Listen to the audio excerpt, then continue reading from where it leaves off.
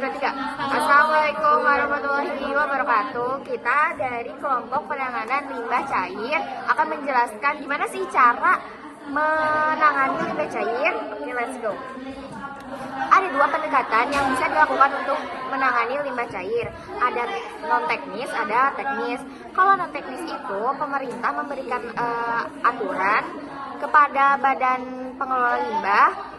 Contohnya seperti pemerintah itu ngasih peraturan kalau di wilayah A ini nggak boleh dibangun apa-apa karena untuk menyerap air kayak di puncak itu. Terus kalau pendekatan teknis itu dilakukan dengan penyediaan sarana atau prasarana. Contohnya ada pipa, saluran, pengolahan IPAL atau instalasi pengolahan air limbah. Ada juga septic tank dan lain-lain. Terus untuk sistem penanganan limbah cair domestik itu ada 2.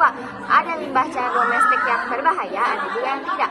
Kalau yang tidak berbahaya, contohnya ada air bekas cucian beras sama air bekas cuci sayuran atau apa.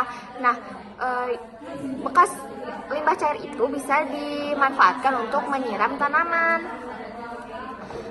Kalau untuk yang berbahaya, contohnya ada tinja manusia. Tinja manusia penanganannya bisa dilakukan melalui metode berikut. Ada pembuatan cubluk. Cubluk berupa lubang yang diberi dinding kedap air. Berupa lubang yang diberi dinding tidak kedap air di bagian atasnya dan dilengkapi dengan tutup.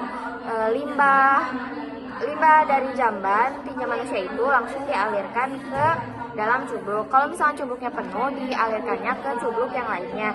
Nah, kalau pembangunan cubluk itu harus 15 meter minimal dari sumur karena biar si limbahnya itu nggak mencemari ke air sumur.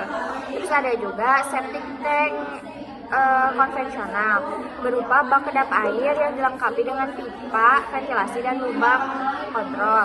Limbah cair disimpan di septic tank minimal 1 hari, lalu dialirkan ke sumur resapan. Terus partikel padatan dalam limbah akan mengendap dan menjadi lumpur tinja. Di atas tangki septic tank itu ada lubang yang digunakan untuk menyedot tinjanya itu. Selanjutnya kan ke aku Ajrina.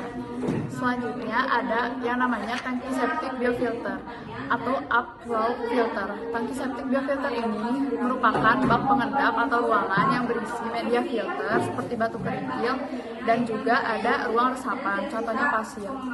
Bak pengendap ini berfungsi untuk mengendapkan zat yang awalnya padat menjadi limbah cair atau lumpur tinja. Selanjutnya, air luapan dari bak pengendap tersebut akan dialirkan ke media filter. Di atas media filter itu akan tumbuh bakteri-bakteri organik yang nantinya akan mengurai bahan organik dari limbah cair tersebut. Selanjutnya, air luapan dari media filter akan dialirkan ke ruang resapan.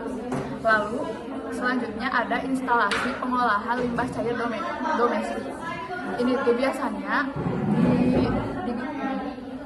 dibangun untuk daerah perkantoran, hotel, ataupun rumah sakit. Ada 3 proses, ada 3 cara, yaitu yang pertama melalui fisik, kimiawi, dan juga biologis. Untuk tahapannya sebagai berikut. Yang pertama ada penyaringan, yaitu dengan menyaring benda-benda kasar yang ada pada limbah cair tersebut dan juga mengatur aliran limbah agar selalu tetap saat mengalir ke bak aerasi. Selanjutnya ada pengendapan, yaitu dengan mengendapkan pasir atau zat-zat padatan lainnya. Lalu ada proses biologis, yaitu dengan mengurangi bahan organik secara biokimiawi, lalu mengendapkan partikel padatan yang kedua, dan juga disinfeksi atau membasmi kuman penyakit. Yang terakhir ada pengolahan lumpur. Pengolahan lumpur ini dilakukan untuk mengumpulkan lumpur dan mengurangi kadar air dari lumpur tersebut. Setelah kadar air dikurangi, lumpur akan distabilkan lalu dikeringkan. Selanjutnya, Naira. Di sini aku bakal jelasin sistem penanganan limbah cair industri.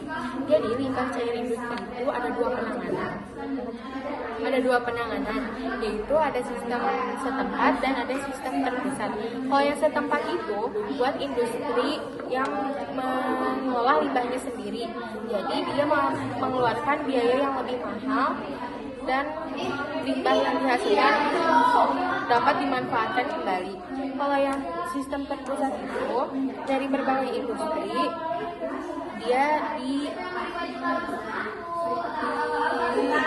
lagi ke IPAL industri. Jadi masing-masing industri ini membeda-bedakan limbah-limbah cairnya, lalu diberikan ke IPAL industri untuk diolah kembali.